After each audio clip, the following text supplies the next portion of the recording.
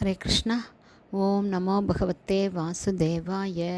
ஹரே கிருஷ்ணா. ஸ்ரீமத் பகவத்கீதை அத்தியாயம் 1 கர்மயோகம் பதம் 21.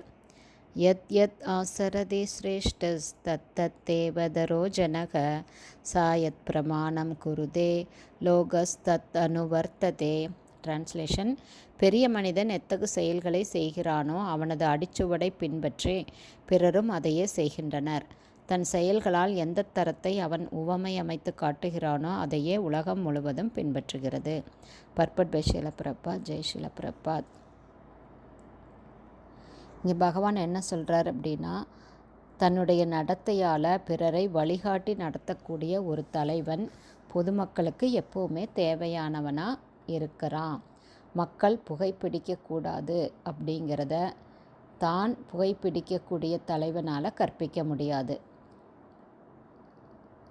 கல்வி கற்பிக்க துவங்கும் முன்னாலே ஆசிரியன் ஒருவன் தான் முறையாக நடக்கணும் அப்படின்னு சைத்தன்ய மகாபிரபு சொல்கிறாரு. இந்த மாதிரி தான் ஒரு ரோல் மாடலாக இருக்கிறவங்க தான் உண்மையான ஆச்சாரியார் அல்லது உண்மையான குரு. சாதாரண மனிதனை அடைய வேண்டுமானால் சாஸ்திரங்களை நிச்சயமாக கடைப்பிடிக்க வேண்டிய அவசியம் குருவுக்கு கண்டிப்பாக இருக்குது. உண்மையான வேத நூல்களுக்கு எதிரான சட்டதிட்டங்களை ஒரு குரு புதிதாக உருவாக்க முடியாது. மேலும் மனு சம்ஹிதா போன்ற வேத நூல்கள் மனித சமுதாயத்தினர் பின்பற்ற வேண்டிய தரமான இலக்கியங்கள்.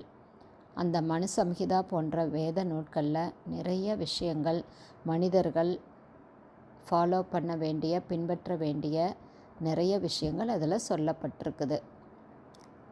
அதுபோல் பெரும் சான்றோர்களான ஆச்சாரியர்கள் கடைப்பிடிக்கும் நியமங்களை ஆதாரமாக கொண்டு தான் குருவினுடைய போதனைகள் அமைய வேண்டும்.